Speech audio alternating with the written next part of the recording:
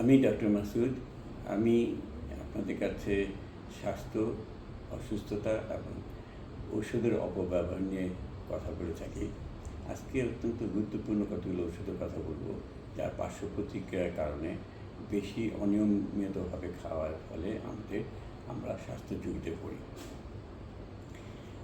আমার মনে হয় যারা আমার এই কথা শুনছেন তাদের মধ্যে এমন কেউ খুব কম আছেন যারা নাকি এই গ্যাস্ট্রিকের ওষুধের শব্দটা শোনেননি। কারণ অনেকেই এই ওষুধগুলো অহরহ খেয়ে থাকে। কিছু হলেই পেটে একটু ব্যথা বা একটু গ্যাস ইত্যাদি হলেই আমরা যে হয়তো ডক্টরের কাছে যাই, ডক্টর তাকে ওষুধগুলো দেয়, অথবা আমরা সরাসরি ওষুধগুলো কিনে নিয়ে আসি দোকান থেকে। কিন্তু আমার এটা গ্যাস্ট্রিকের সমস্যার জন্য হচ্ছে এই সমস্যাগুলো, সেটা অনেক সময় ভালো করে পরীক্ষা করে দেখি না, এবং ডাক্তারও অনেক সময় পরীক্ষা করে দেখে না। কারণ স্টমাকে আমরা যখন বলি গ্যাস্ট্রিক আলসার, এর মানে হলো স্টমাকে আলসার। এই স্টমাক ছাড়াও স্টমাকের আশেপাশে কিন্তু অনেকগুলো অর্গান আছে, লিভার, কিডনি, তাদের কারণেও কিন্তু এই গ্যাস্ট্রিকের সমস্যার মতো লক্ষণগুলো আমরা পাই। গ্যাস হলেই যে এটা স্টমাকে গ্যাস হয়েছে তা না, স্টমাকে কিন্তু গ্যাস খুব কম হয়, এটা পেটের নিম্ন ইন্টেস্টিনে বেশি হয়ে থাকে। যেহেতু আমরা যথেষ্ট পরীক্ষা নিরীক্ষা করে খাই না, আমরা নিজে ওষুধগুলো খাই এবং ইচ্ছা মতো খাই, কখনো একটা খাই, কখনো দুটো খাই, কখনো খাই না, ফলে অনিয়মিতভাবে খাই। এখন ডক্টরের কাছে যখন আমরা যাই, ডক্টর তাকে গ্যাস্ট্রিকের ওষুধ দেয়। গ্যাস্ট্রিকের ওষুধ দিয়ে সে যখন ভালো হয় না, তখন আবার আরেকজন ডক্টরের কাছে যায়, সেও তাকে গ্যাস্ট্রিকের ওষুধগুলো দেয়। গ্যাস্ট্রিকের ওষুধগুলো আপনার চেনেন, যেমন অ্যান্টাসিড আছে, লিকুইড, দুধের মতো ওষুধগুলো দেখতে লিকুইড। আরেকটা আছে চুষে খেতে হয়, সাদা বড়ি, সেটা। আরেক ধরনের ওষুধ হলো ডক্টর সাধারণত আপনাকে খাবার আধা ঘন্টা আগে খেতে বলে। এই ওষুধগুলোর মধ্যে জেনেরিক নামগুলো প্যান্টাপ্যারাজল, ওমিপ্যারাজল, অসমিপ্যারাজল, এগুলো এমনভাবে আমাদের দেশের মানুষ এগুলো খাচ্ছে চকলেটের মতো, যে যখন একটু সমস্যা মনে হলো গ্যাস্ট্রিক, আমি দৌড় দিয়ে ওষুধটা খেয়ে আসলাম। এর ফলে এই ওষুধের পার্শ্ব প্রতিক্রিয়া তো বটেই, কিন্তু এই অনিয়মিতভাবে খাওয়ার ফলে আমরা মারাত্মক জীবনের ঝুঁকিতে পড়তে পারি। আমি কয়েকটা রোগের কথা আমি বলছি। একটা আমার নিজের দেখা রোগী, সেটা হলো এক রোগী, সে অনেক দিন যাবৎ গ্যাস্ট্রিকের ওষুধ খাচ্ছে। ডাক্তারের কাছে যায়, ডাক্তার আমার গ্যাস্ট্রিক হয়েছে, তাকে গ্যাস্ট্রিক ওষুধ দিয়ে দেয়।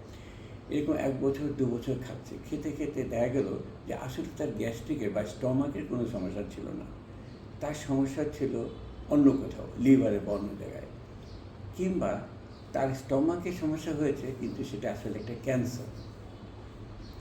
কিন্তু আমরা এভাবে বছর পর বছর এভাবে ওষুধ খেতে যখন দেখি, যখন আমার ক্যান্সারটা মারাত্মক রূপে আকার ধারণ করে বা লিভার ডিজিজটা মারাত্মক রূপে ধারণ করে, তখন ভালোভাবে পরীক্ষা নিরীক্ষা করে আমরা দেখতে পাই যে তার পাকস্থলিতে বা স্টমাকে ক্যান্সার হয়েছে।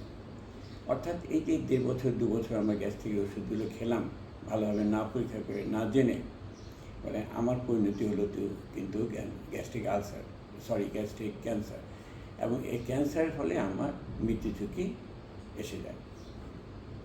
মানে এই ওষুধগুলো বর্তমানে বাংলাদেশে এত অঢেলভাবে খাওয়া হচ্ছে, এ ব্যাপারে আমি সকলকে একটু সাবধান করে দিতে চাই যে বছর পর বছর এই ওষুধগুলো খাবেন না। আপনার যদি সমস্যা থাকে, আপনি কিছুদিন খেয়ে দেখতে পারেন, না কমলে ডক্টরের কাছে যান এবং ডক্টররা ভালো করে পরীক্ষা নিরীক্ষা করে আপনাকে দেবে। ওষুধগুলোর খাওয়ার নিয়ম যেটা বলা হয়েছে যে খাওয়ার 2 ঘন্টা আগে খেতে হয় বা কোনো চুষে খেতে হয়, ঠিক ওইভাবেই খেতে হবে। আপনার যে গ্যাস্ট্রিক আলসার হয়ে থাকে বা ডিউরেনাল আলসার বলা হয়ে থাকে, তাহলে আপনার এই ওষুধগুলো খাওয়ার নিয়ম হলো, প্রথমে আপনি 6 সপ্তাহ এই ওষুধগুলো খাবেন একদম ঠিক নিয়মিতভাবে। 6 সপ্তাহ খাওয়ার পরে আপনি যদি আপনার গ্যাস্ট্রাইটিস হয়ে থাকে বা গ্যাস্ট্রিক বা ডিউরেনাল আলসার হয়ে থাকে, সেটা অবশ্যই 6 সপ্তাহের মধ্যে আপনি ভালোর দিকে যাবেন, আপনার কষ্টটা কমে আসবে। তাহলে আপনি বুঝতে পারবেন যে হ্যাঁ, আপনি ভালোর দিকে যাচ্ছেন। কিন্তু এর মানেই নয় এরপরে আপনি এটা খেতেই থাকবেন। 6 সপ্তাহ খাওয়ার পরে আপনি অন্তত 1 মাস এই ধরনের ওষুধ খাবেন না, এবং না খেয়ে আবার 1 মাস পরে আপনি আরেকটা মাসের জন্য খেতে পারেন। কিন্তু গ্যাস্ট্রাইটিসের জন্য বা গ্যাস্ট্রিক আলসার বা গ্যাস হওয়া বা বুক জ্বালা, এগুলোর জন্য শুধু ওষুধই যথেষ্ট না, আপনার কিন্তু খাবারের স্টাইল চেঞ্জ করতে হবে, হ্যাঁ?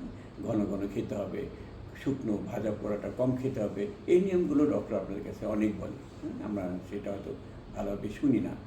ফলে এই খাওয়ার স্টাইলটা চেঞ্জ করা, খাওয়ার মেনুটা চেঞ্জ করার সাথে ওষুধগুলো ৬ সপ্তাহ খেয়ে মাঝখানে এক এক ৪ সপ্তাহ গ্যাপ দিয়ে আবার এটা খেলে আপনি গ্যাস্ট্রাইটিসের বা ডিউরোনাল আলসারের অসুস্থতা ভালো হয়ে যাবেন।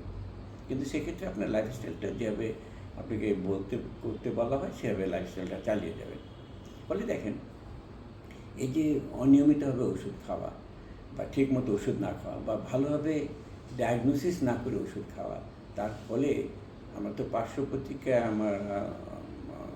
প্রতিক্রিয়া তো আমরা পাই, পার্শ্ব প্রতিক্রিয়া আমাদের শরীরে হয়।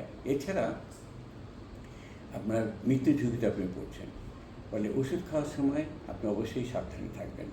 ওষুধ খাওয়ার আগে নিজে নিজে ওষুধ না খাওয়া, ডক্টরের কাছে ওষুধ খেতে হলে ডক্টর ঠিক যেভাবে খেতে বলবে সেভাবে খাওয়া এবং ডাক্তারের কথাটা মন দিয়ে শোনা। আরেকটি কথা আমি সবসময় বলি যে ডক্টরের কাছে গেলে আপনার সমস্যাগুলো সঠিকভাবে সুন্দর করে উপস্থাপন করেন।